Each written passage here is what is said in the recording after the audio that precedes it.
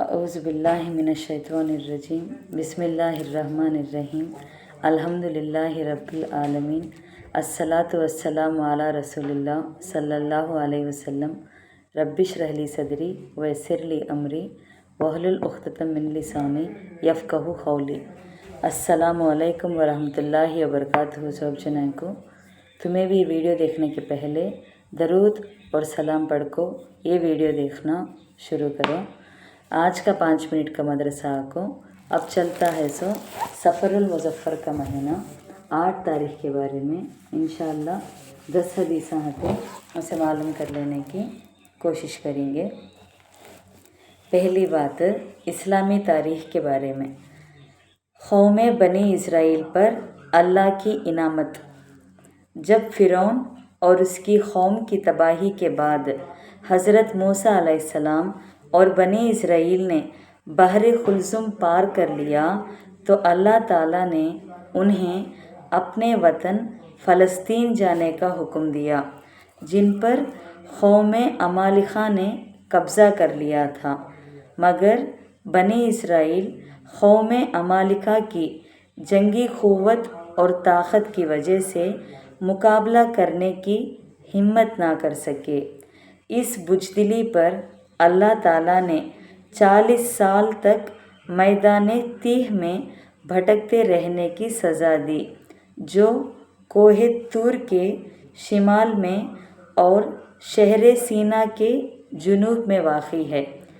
अल्लाह ताला ने उस जलीलुल क़दर नबी की बरकत से 12 कबीलों के लिए 12 चश्मे जारी कर दिए।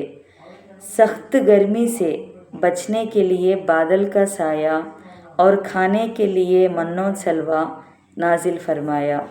मगर बनी इज़राइल नाशुक्री करने लगे और मन्नो सलवा जैसी नेमतों को छोड़कर साग सब्जियों का मुतालबा करने लगे। फिर जब उनके मुतालबे पर हज़रत मूसा अलैहिस्सलाम तौरात लेने कोहे तूर पर गए तो उन लोगों ने बछड़े को माबूद बनाकर उसकी पूजा शुरू कर दी। इस शिरक और बुत परस्ती की माफ़ी और तौबा के लिए एक दूसरे को क़त्ल का हुक्म दिया गया, जिसके नतीजे में 3000 या 70,000 अफराद क़त्ल किए गए।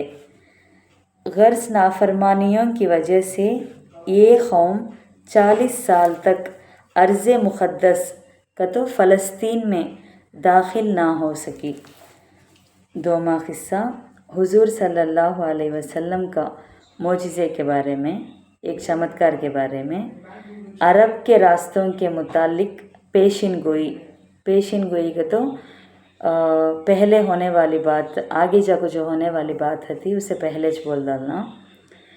एक मर्तबा आप सल्लल्लाहु अलैहि वसल्लम ने अदी बिन हातिम रज़ियल्लाहु अन्हु से फरमाया, ऐ आदि, अगर तेरी उम्र लंबी होगी तो तू देखेगा कि ऊंट पर सवार अकेली औरत मकामे हीरा से चलेगी यहाँ तक कि काबे का तवाफ़ करेगी और अल्लाह के अलावा उसको किसी का डर न होगा। चुनाचे हज़रत अदी रज़ियल्लाहु अन्हु फरमाते हैं कि मैंने वो ज़माना अपनी आँखों से देखा कि एक औरत हीरा से अकेली ऊंट पर सवार होकर आई और काबा का तवाफ़ भी किया और उसको अल्लाह के सिवा किसी का डर न था। सही बुखारी हदीस 3595 के रेफरेंस में से। 3वां क़िस्सा एक फ़र्ज़ के बारे में, करामत पर ईमान लाने के बारे में। अल्लाह ताला अपने नेक बंदों और बंदियों की इज़्ज़त बढ़ाने के लिए कभी कभी उनके ज़रिए ऐसी बातें ज़ाहिर करा देता है जो आदत के ख़िलाफ़ और मुश्किल होती हैं, जैसे पानी पर चलना, हवा में उड़ना वग़ैरह, जिन्हें आम लोग नहीं कर सकते। इन बातों को करामत कहते हैं। औलिया अल्लाह से इन करामत का ज़ाहिर होना हक़ है اور اس پر ایمان لانا فرض ہے۔ اصول الایمان فی ضوء الکتاب اور سنہ 1/276 کے ریفرنس میں سے۔ 4واں حصہ ایک سنت کے بارے میں۔ خبر میں مٹی ڈالتے وقت کی دعا۔ رسول اللہ صلی اللہ علیہ وسلم کی صاحبزادی حضرت ام کلثوم رضی اللہ عنہا جب خبر میں رکھی گئیں تو آپ صلی اللہ علیہ وسلم نے یہ دعا پڑھی۔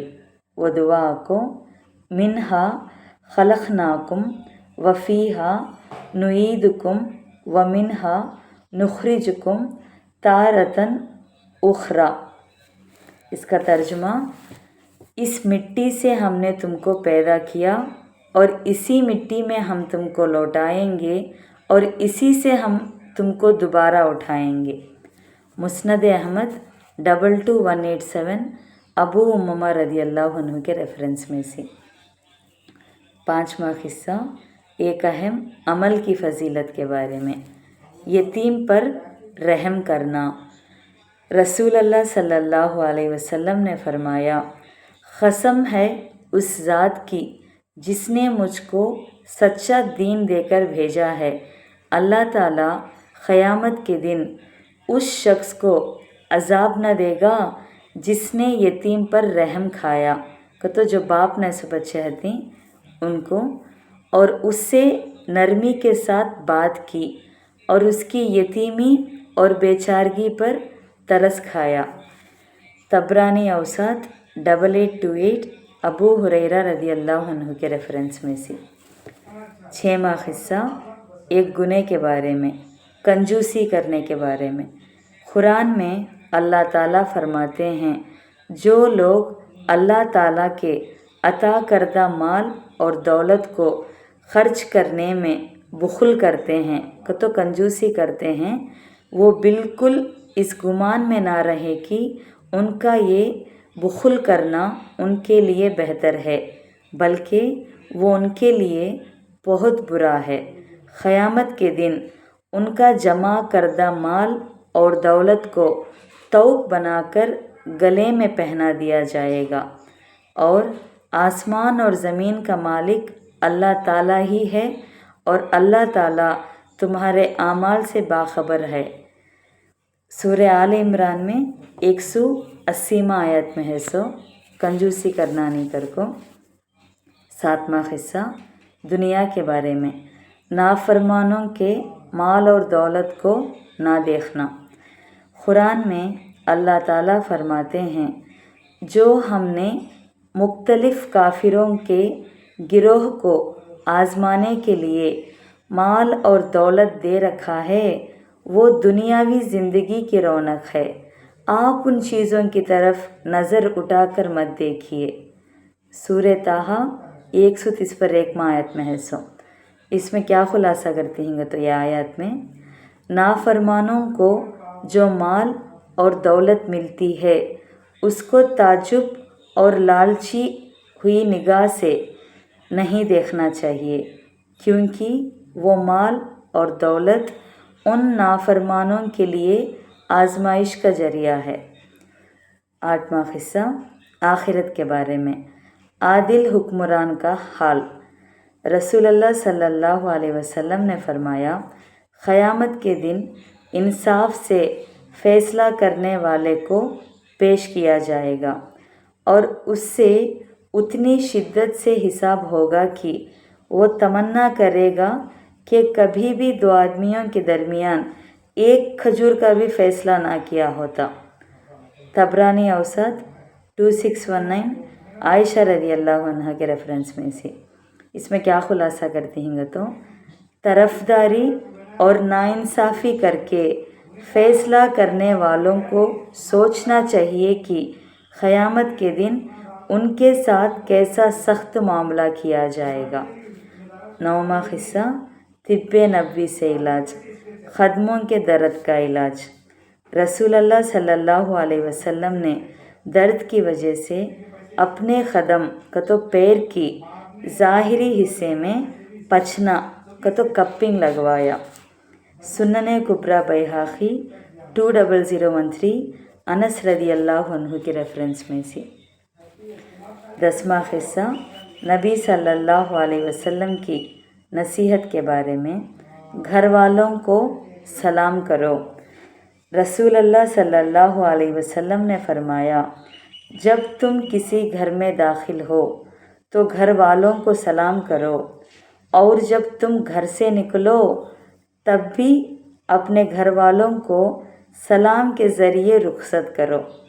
شعب الایمان 8845 قتادہ علیہ رحمۃ اللہ کے ریفرنس میں سے گھر والوں کو سلام کرنے کے بارے میں۔ الحمدللہ آج کا 5 منٹ کا مدرسہ 8 سفر المظفر کے بارے میں بات کر لیے۔ انشاءاللہ کل 9 سفر المظفر کے بارے میں بات کریں گے۔ السلام علیکم ورحمۃ اللہ وبرکاتہ۔